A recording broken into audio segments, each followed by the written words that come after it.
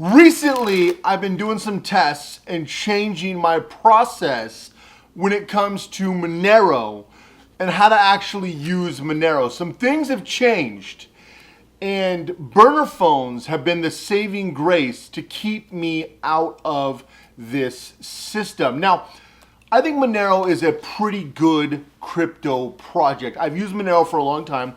There are other privacy-based projects that are pretty good. In fact, let me know your favorite ones down below and we can check those out and maybe do some more videos. Recently, I've been working on a handful of tier list videos that will be coming out, and one of them is some of my favorite privacy coin projects and also DVPNs, because I think these are very important projects and topics, and it encompasses the world of Monero. Now, Monero's been around since 2014. Burner phones have been around since, action films forever.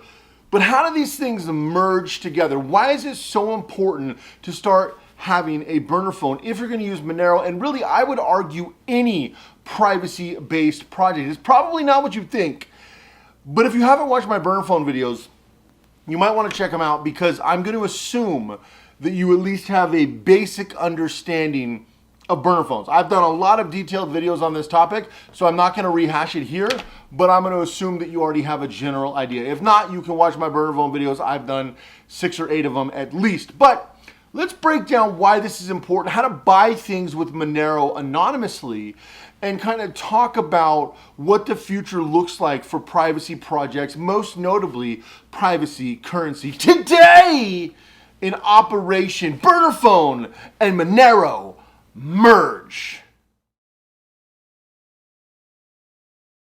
So I use the Nokia 6300 quite a bit. This is an incredible burner phone, but frankly, you could use flip phones, you could use cheaper phones, things on Mint Mobile, things on Visible. I do recommend Black SIMs and actually, completely locking it down so it's almost impossible to track you.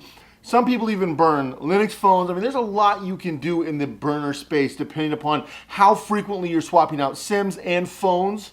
So I obviously swap out the SIMs more frequently than the phone itself. So it depends on what you're doing with the device. But when you look at Monero and you look at how these organizations, these governments basically, are starting to regulate crypto and starting to go after crypto and starting to use crypto in the social credit score in the databases, we have some options here to utilize some of these privacy projects to stay on the fringes, to stay on the outside, to stay private and secure, just simply by using your burner phone and going through a process of taking that burner phone and importing your wallet for utilizing Monero, or using your Monero to purchase goods and services. I did a video here where I break down a couple cards you can use for Monero, and not only that, but actually several products and services you can buy. Most notably, precious metals is really big. In fact, Wyoming is becoming a very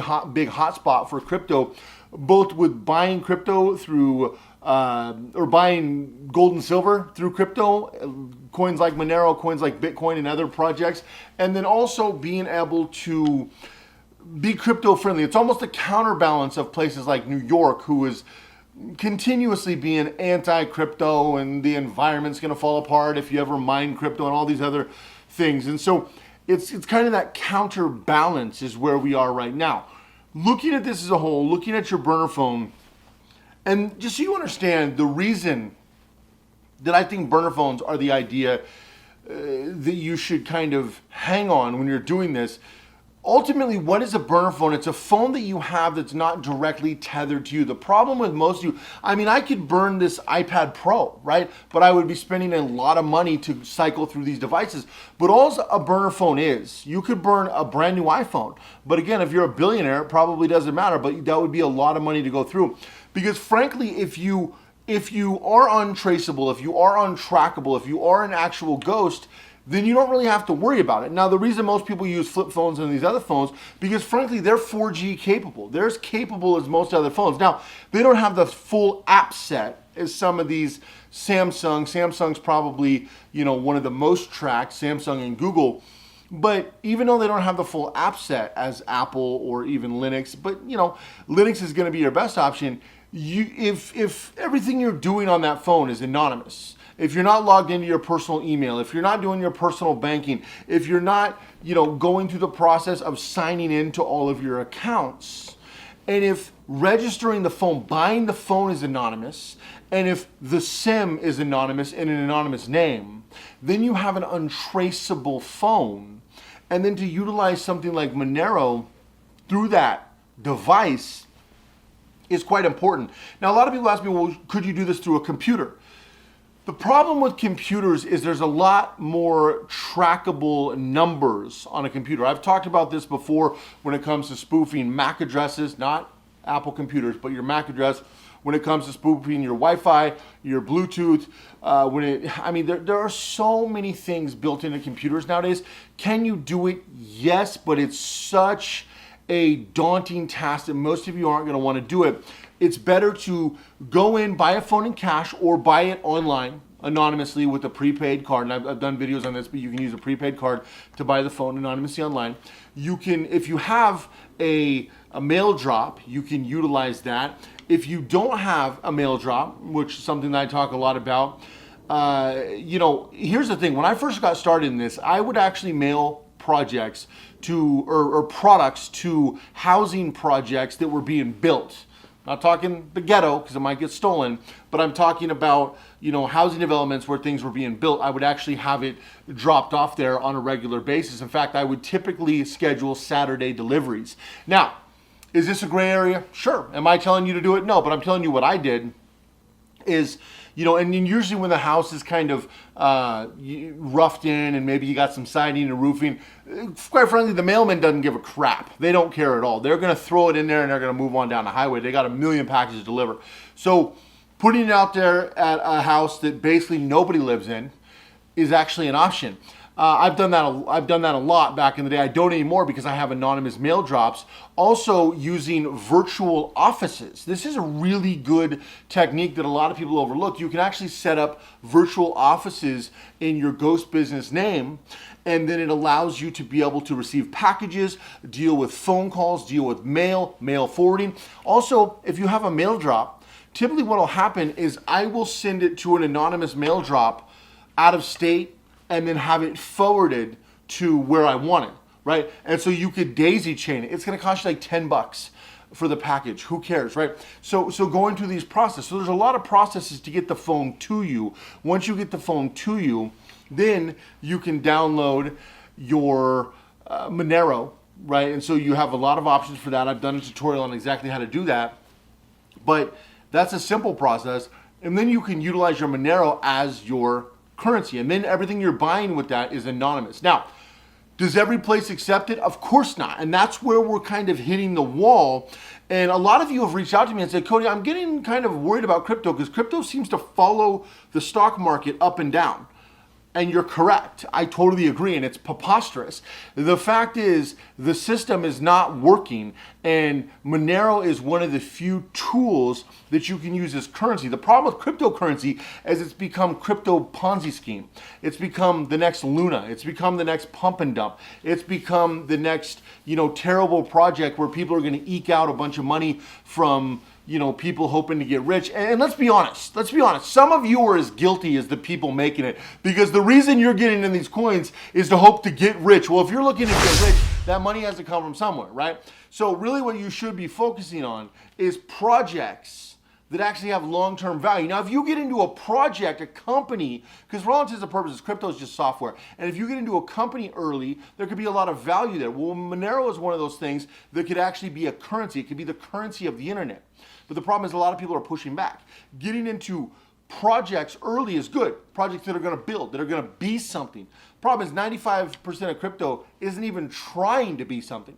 Not to mention the fact that most projects fail. If you fail, that's fine. I don't care if I invest in a project and it fails. That's part of business. That's part of life. Even things like Luna. Everyone's like, oh, I thought it was a sure thing. Why? At what point did you think crypto was? And it's almost sad reading some of the messages. I went down the rabbit hole for like 20 minutes and I'm like, I got to get back to work. Like, these people are just like begging this guy for their money back. Like, money back? are you kidding me right now? Like, you invested in this project. You thought you were going to get rich. You put 10 grand in some random crypto that was doing nothing but algorithmic stable coin. Get out of here.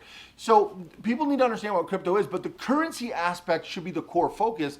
The Monero aspect is a great privacy option, although there are other good privacy options. Again, you can let me know what you're looking into down below. I always love to hear from you guys. Some of you guys are on the cutting edge of some of these. At Privacy X, you know, we definitely are as well, and we're always researching, but I get all kinds of great tips, and you guys tell me about new projects all the time, and I always love to hear about it. So if you see something cool, always shoot me a comment if you get a chance. And you know, I've sprung up some great conversations with some of you guys over the last couple of years going through this stuff. So, you know, utilizing Monero on a burner phone is really important, and I do recommend it. I do recommend having an anonymous phone and then utilizing crypto on that anonymous phone. Being able to buy stuff if you're buying stuff with crypto, or if you're storing crypto, or you're using it to port through. Because the biggest downfall right now is your entry point and your exit point. And if those aren't completely anonymous, like I teach people to do, then it's over. Then it doesn't really matter what it is, because they will track you in and out. It doesn't matter if you go from your bank to USD to a crypto, maybe you try to do a swap. The fact is, you need to be anonymous going in because of the IRS's algorithmic trackers for crypto. And this is why becoming anonymous, becoming a ghost is so important, in my opinion, but it's just my opinion. You do whatever you want to do. Anyway, do I recommend getting a burner phone? This is a question I ask all the time. What did I just say? This is a question I get asked all the time, and it's a question I ask all the time. And my answer is always yes, you should have. And a lot of people say, is it legal? Are you kidding? Of course it's legal. Not only is it legal, it's ideal because you don't have all your data and information tied to it. So anyway, appreciate you guys checking out this video. If you haven't already, make sure you subscribe. Put out new content all the time here on Privacy X. If you guys got any questions, let me know down below.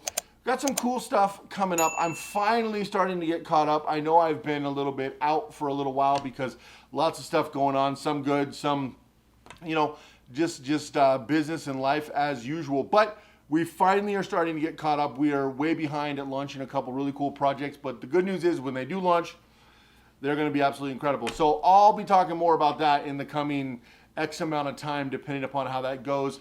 And yeah, you're going to see some big changes on Privacy X. So if you haven't already, make sure you subscribe.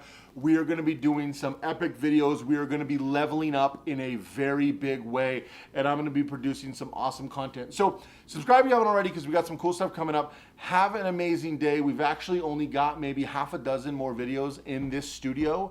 And then you guys are going to see some really, really epic stuff. I guarantee it. Here on, you know, social media or whatever. So have an amazing day, guys. I'll see you in the next video!